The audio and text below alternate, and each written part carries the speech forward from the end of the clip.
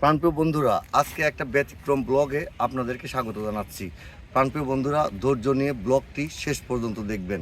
দেখুন, আসলে আমরা বাস্তব জীবনে যে কিছু কর্মজীবী যারা দিন মজুরি কাজ করে, সেই রকম একটা মানুষকে পেয়েছি। আজকের লাঞ্চটা তার সঙ্গে পরিবার নিয়ে করলাম এবং তার পরবর্তীতে তার খাবারও একটু খেয়ে দেখলাম যে আসলে তারা এই কর্মজীবী মানুষের খাবারও কিন্তু আমাদেরকে খেতে হয় এবং তাদের খাবারের কেমন স্বাদ, সেই স্বাদটা উপভোগ করলাম। আসুন সেই মুরব্বী চাচার সঙ্গে কথা বলবো, কিছু নিয়ে তাকে জিজ্ঞেস করি। চলেন, এটা হচ্ছে আমার সেই আঙ্কেল যাকে নিয়ে আজকের দুপুরের লাঞ্চ করলাম। মুরব্বী, আপনার নামটা একটু বলবেন? ইসারত পরমাণিক। আপনার পরিবারের সদস্য সংখ্যা কয়জন? হ্যাঁ, 8জন। বিয়ে শাদী সবগুলো হয়েছে? সবাই সুপ্রতিষ্ঠিত। আপনি এই যে কর্মজীবনে, মানে আপনি এই যে লেবারের কাজ করেন রানা ইকো পার্কে, এখানে আপনি মাসিক কত টাকা পান? কত টাকা ভাই, 400 টাকা গেলে মাসে 12,000 টাকা হয় মাসে, মানে পার ডে 400 টাকা করে আপনাকে এখানে দেয়। এটা দিয়ে আপনি কি আপনার ছেলে মেয়েগুলো সব আলাদা হয়ে গেছে?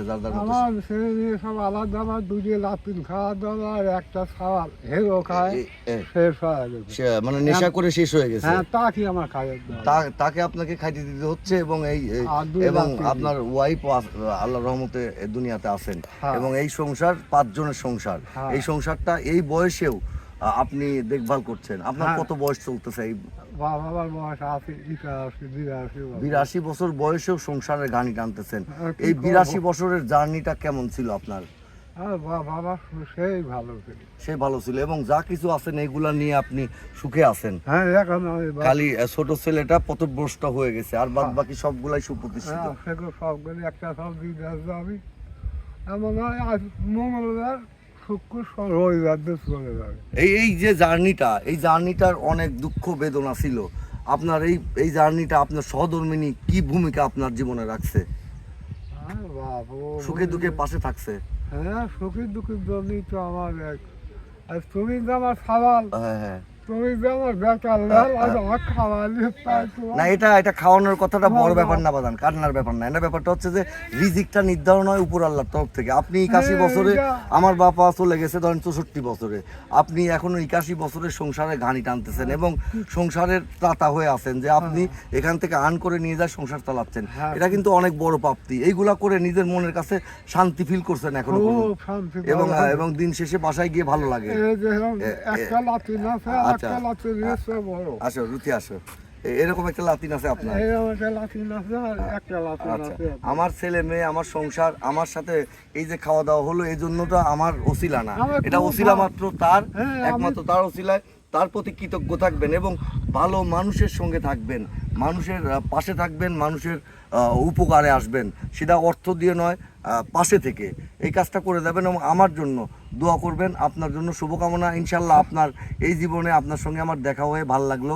আমার জন্য আপনি দোয়া করবেন এবং সত্যর সঙ্গে থাকবেন ইনশাল্লাহ। এমনি আল্লাহর কাছে শুকরিয়া আদায় করবেন। আল্লাহ বলেন যে আল্লাহ আমি তোমার কাছে শুকরিয়া আদায় করলাম। হ্যাঁ, ঠিক আছে, আচ্ছা, ইনশাল্লাহ ইনশাল্লাহ ইনশাল্লাহ ইনশাল্লাহ ইনশাল্লাহ কাকা, ইনশাল্লাহ। আমি একটা প্রফেশনে কাজ করছি, আসলে আমি ভিডিও মেক করি। এর মাঝে আপনাকে নিয়ে একটা উদ্দেশ্য হচ্ছে, যেহেতু এইখানে এসে এই রানা ইকো পার্কে আসবো, কালকেও জানতাম না, আজকে আসলাম। এসে আপনার একটা মুরব্বির দেখা পেলাম। আমার মাও ছিল এখানে, আমার ওয়াইফ ছিল, আমার সন্তান ছিল। যাই হোক, আপনার এই জার্নিটা ভালো হোক। আপনার পরিবারের জন্য অনেক অনেক দোয়া। ভালো থাকবেন। আল্লাহ হাফেজ। অডিয়েন্স, আমি এটাই বোঝাতে চাইছি যে এই 81 বছর জীবনে মানুষ এখনো এই মুরব্বি সংসার করে যাচ্ছেন। একটা ছেলে পথভ্রষ্ট হয়ে গেছে হিরোইন নামক নেশা করে, তার সুবুদ্ধির উদয় হোক, সে এখনো তার বাবার সংসারে বসে খায়। 81 বছরে সে আর্ন করে সেই টাকা দিয়ে পরিবারে নিয়ে যায়, প্রতিদিন 400 টাকা করে আর্ন করে। তাহলে আমরা যারা প্রতিদিন 1000, 1500, 2000, 5000 টাকা বৃথা পথে নষ্ট করছি, এইরকম বিদ্যাদের, আমি বিরিয়ানি খাচ্ছিলাম, দেখি যে উনি সাদা ভাত, আউশ ধানের ভাত এবং অনেক ঝাল একটা মাছের তরকারিতে খাচ্ছিল। তাই আমি বললাম যে মুরব্বী আসেন, আজকে আমরা দুইজন খাবার ভাগ করে নিয়ে খাই। এভাবে পরিচিত হলো। মুরব্বীর জন্য দোয়া করবেন, মুরব্বীর ছেলের জন্য দোয়া করবেন এবং এইরকম মানুষের পাশে থাকবেন, কোনো কিছু দিয়ে নয়, শুধু ভালো ব্যবহার দিয়ে। সবাইকে টাটা, আল্লাহ হাফেজ, ভালো থাকবেন।